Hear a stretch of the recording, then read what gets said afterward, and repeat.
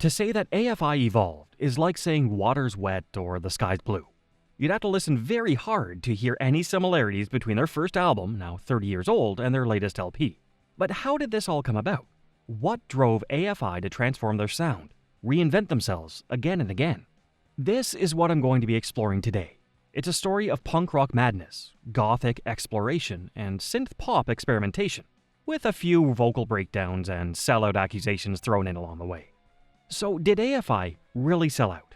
Or are they just too inventive, too creative, too awesome to be pigeonholed? To find out, we're going to have to go all the way back to the beginning, and a bloodied up punk kid in a California gas station.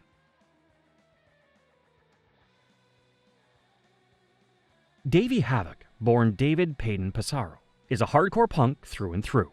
In an interview with the BBC's Mike Davies in 2004, Havok recounted a tale from his youth. On his way home from a suicidal tendencies show in Northern California, a teenage Havok stopped at a gas station in search of hydration after the sweat, madness, and fury of the evening. While choosing a drink from the cabinet, Havok noticed the clerk eyeing him uneasily. On the radio, a news bulletin was playing. A killer was on the loose in the area, and citizens were warned to be vigilant. Havok realized the source of the clerk's unease. Young Davey was battered and bruised from the savage suicidal tendencies pit, his all-white tee spattered with blood from the pummeling he'd taken. He paid for his drink and left in a hurry. This is an example of how Davey Havok really embraced the punk scene and the punk life in those early years. All those people who would later accuse him of selling out probably don't have anywhere near the punk credentials Havok has, and definitely don't have a story as cool as this one. But Davey Havok wasn't living this punk life all by himself. While still at high school in Ukiah, California, Davey got together with friends Mark Stopples and Vic Chalker, making their first ramshackle punk noise along with Mark's friend Adam Carson. The friends chose the name AFI, which sounded pretty cool, although it's unclear what it was supposed to mean at first. Rumors suggest that AFI was originally a joke name, representing another effing idiot or a bunch of effing idiots. Later, the band hinted at another meaning for the name. The more punk-sounding Anthem for Insubordinates appeared in the liner notes of Very Proud of Ya, the band's second album. But then the name asking for it appears in these liner notes too. It seems the band didn't really know what the name meant back then. The only meaning the band themselves have ever publicly embraced is a fire inside. So let's stick with that. Vic Chalker didn't hang around for long, but by 1992, Jeff Kresge had joined on bass. Eager to get any kind of music out there, the boys pooled their resources with another band, Loose Change. Loose Change featured a young Jade Puget, definitely a name to remember. Together they put out the split EP, Dork. But by mid-1993, high school had come to an end. The guys were going away to college. AFI would have to break up. That Christmas, though, the four friends were back in their hometown. They played a reunion show at the Phoenix Theater in Petaluma during the holidays, and were amazed by the reaction of the crowd. Whether this was the inspiration for the Days of the Phoenix track, some 7 years later, we don't know. But it's nice to think so. This was something too special to let go. The band was back together. The friends dropped out of college and relocated to the punk rock hotbed of Berkeley, tearing up the Berkeley scene with their signature sound. Part US street punk, part UK oi hardcore, AFI quickly got noticed. Rancid's Tim Armstrong and Brett Reed agreed to produce their first album, Answer That and Stay Fashionable, released in 1995 on Wingnut Records. Meanwhile, down south in Huntington Beach, The Offspring's Dexter Holland and Greg Kay were looking for new bands to add to their own label, Nitro. The project had begun as a way to put out music by local heroes like the Vandals, and promote new Huntington Beach talent like Guttermouth and the Aquabats. But now Nitro was expanding.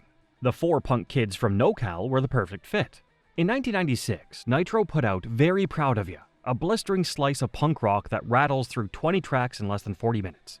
The record took less than a week to record, and captures the shambolic energy of the band's live shows beautifully. And this could well be the end of our story. Maybe somewhere out there in a parallel universe, it is. Maybe AFI would just record the same album over and over again, rinse and repeat with the same well-trodden punk rock.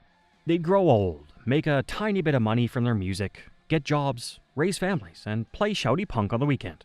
They'd regale their grandkids with stories of their glory days, and maybe every once in a while someone would stop them in the street and say, "Hey, weren't you that guy from that band? FBI or something?" But here in this universe, that's not what AFI did at all. Fans were definitely loving the music AFI was throwing out there, but they were underestimating the band too. AFI were going places, and in the next few years, they were going to surprise absolutely everyone.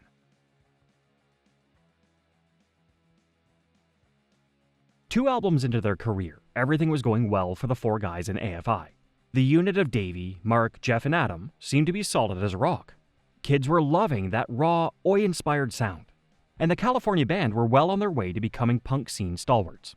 But all that was about to change. First off, Jeff Kresge announced his departure. Burned out from touring, Jeff found himself in search of something new. He'd later record with psychobilly bands like Tiger Army and the Horror Pops. Hunter Bergen was brought in to complete the tour, and it was immediately clear he was a perfect fit for AFI. He joined the band as a permanent member in 1997. Third album, Shut Your Mouth and Open Your Eyes, retained that fast-paced street punk sound.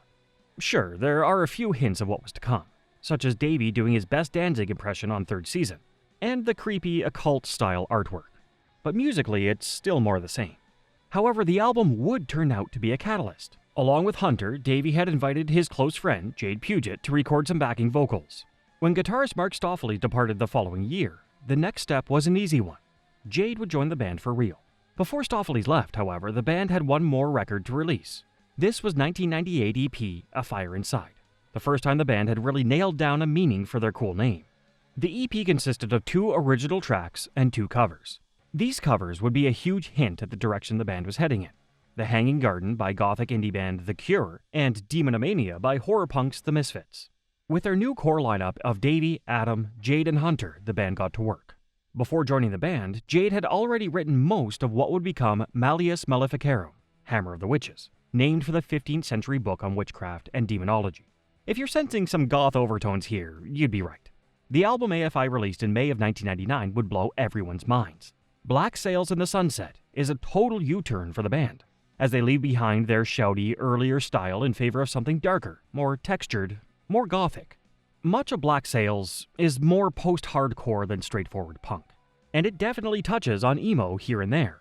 The elements of The Misfits and The Cure, both teased on the A Fire Inside EP, are very much present too, while on the closing track, God Called In Sick Today, the band are in full ballad mode. The album still makes the list of the best punk records of all time, and deservedly so. But maybe the band were a little disappointed to have released their gothic masterpiece in sunny May rather than in moody, blustery October. No worries, they were in fine creative form, and they wrestled up the All Hallows EP in time for Halloween. Tracks like Fall Children and Total Immortal off of All Hallows were blistering cuts of melodic hardcore that really demonstrate the band's new gothic identity. And of course, there is a Misfits cover on there too, Halloween. After touring with Sick of It All, AFI were back in the studio to record the follow-up to Black Sails. The writing team could do no wrong at this point, and they quickly put together one of the defining records of that era. 2000's The Art of Drowning is an incredible record, not least because it features the fan-favorite Days of the Phoenix, with its glistening post-hardcore style guitars. There's plenty of punk to enjoy here, but there's also the achingly beautiful Morning Star, with its gentle emo balladry that gives way to an epic finish. Some of AFI's famous friends appear on the record. Nick 13 of Tiger Army, Lars Fredriksson of Rancid, Christopher Higgins of The Offspring. But perhaps by now, AFI were the most famous of them all. Would this newfound fame send them stratospheric, or burn them up in the atmosphere? And just how long could they stay on a label like Nitro?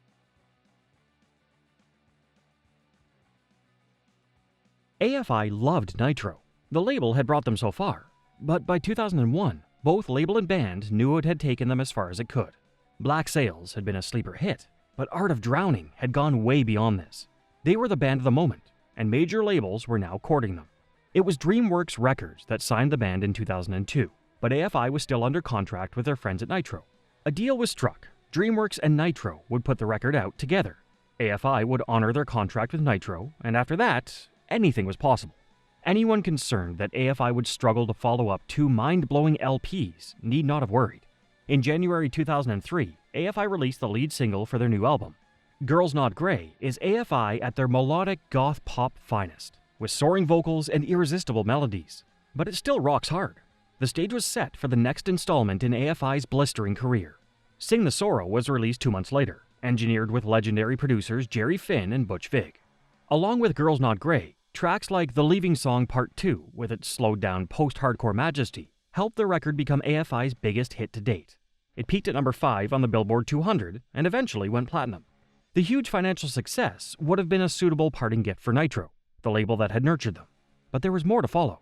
In 2004, Nitro put out a best-of retrospective, With a track listing that moves in reverse chronological order, it flips the band's evolution on its head, kicking off with tracks from Art of Drowning, and finishing up with a sample of tunes from Very Proud of Ya and Answer That and Stay Fashionable. This was the end of AFI's association with Nitro, band and label parting on good terms. For most bands, this would be the springboard to superstardom. But this is punk rock we're talking about, and punk fans have a history of turning against major label bands.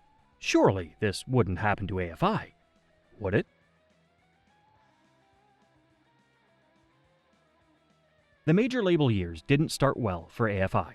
After years giving it absolutely everything, on stage and on record, Davey Havok finally blew out his voice. He was diagnosed with nodes on his vocal cords, and AFI had to cancel the remaining dates of their tour. It was with a heavy heart that AFI canceled the tour, but it was necessary. Doctors told him he'd either rest up or do serious damage to his voice and throat. Still, it didn't take long for Davey and the band to get back to work. They began writing and recording their second album for DreamWorks, now taken over by Interscope, and their first since leaving Nitro completely. This would be 2006's December Underground. In total, the band had written more than 120 songs for the record, eventually honing this down to a tight 12 songs and 45 minutes. The album represented another departure for AFI. While their sound had shifted enormously with Black Sails, they'd still kept a tight hold on their punk credentials. December Underground is far less punky. Instead, it's a more gothic, alt-rock affair.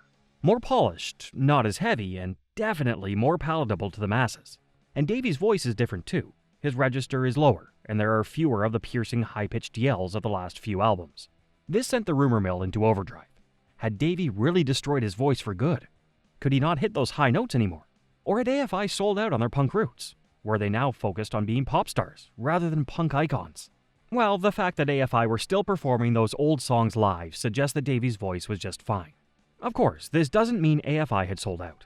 The album went to #1 on the Billboard 200 and was nowhere near as punk as their earlier records, but it's still part of the genuine artistic vision of its creators. In fact, this artistic vision was stronger than ever.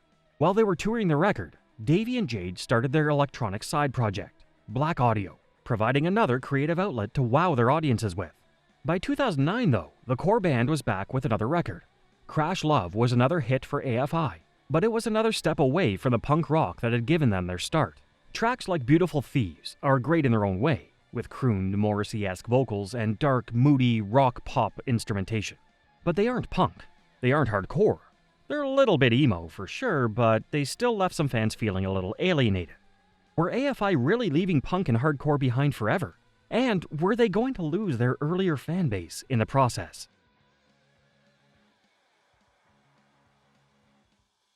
It's at this point in the story when I'd usually say something like, AFI rediscovered their love of punk rock and came back with 3 chords and a whole lot of attitude. Except that's not what happens in this story. Energized by the musical explorations of Black Audio, Davey and his band shrugged off the criticism and set about working on the album they wanted to create. Not just an album that was going to appease their old fans. But the process was a little slower this time. AFI had been a super prolific band, knocking out an album every other year, or even every year. With Burials, their 9th record though, they took their time. Davey Havok would say that this record was inspired by betrayal, cruelty, weakness, anxiety, panic. He would call it deep and slow, a record of despair, injury, and loss. AFI were used to heading to dark places on their records, but this was probably the darkest thing they'd produced so far. While there are some punk-edged riffs, especially on tracks like 17 Crimes, singles like I Hope You Suffer explore dark 80s enthused pop in an expansive way. This is AFI showing the world that they won't be pinned down by labels and genres. They're artists, and they're doing it their way. The self-titled follow-up record was released 4 years later. Now, more than a quarter of a century into their careers, AFI were becoming the band they'd always longed to be. Free spirits who could do anything they wanted to do. We hear a lot about punk and hardcore bands following their indie pop dreams with side projects. AFI were essentially doing the opposite. The self-titled AFI record includes super poppy tracks like Snowcats, while Davey and Jade were channeling their straight-edge hardcore energy with other bands, like Extremist.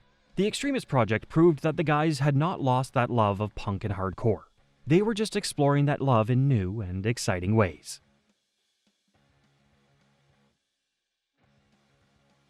There are definitely fans of early AFI that felt a bit betrayed by their post-December Underground albums. And there are definitely a few people who feel bitter, who want to accuse AFI of being sellouts.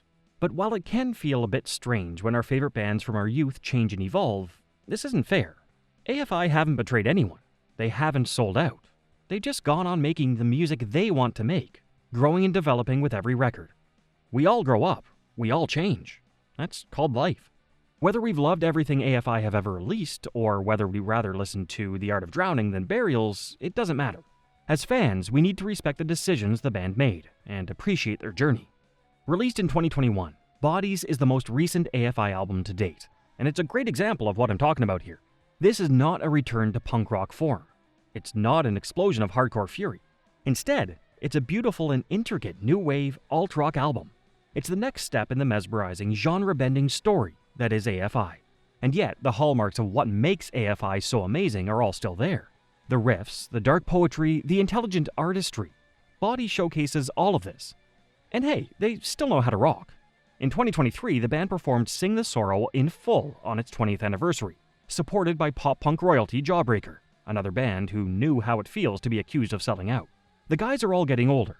Davey will be 50 this year. Jade already is.